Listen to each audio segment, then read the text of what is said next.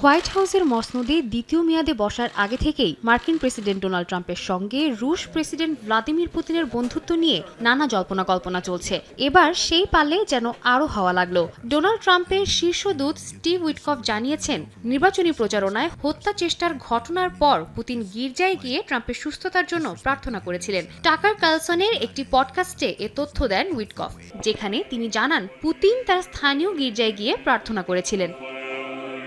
গত গ্রীষ্মে পেনসিলভেনিয়ার বাটলার শহরে ট্রাম্পের প্রচারণা সমাবেশে হামলার ঘটনা ঘটে, যেখানে ২০ বছর বয়সী থমাস ম্যাথিউ ক্রুকস বর্তমান প্রেসিডেন্টের উপর গুলি চালান। তখন ক্রেমলিন মুখপাত্র হামলার জন্য ট্রাম্পের রাজনৈতিক প্রতিপক্ষদের দোষারোপ করেছিলেন।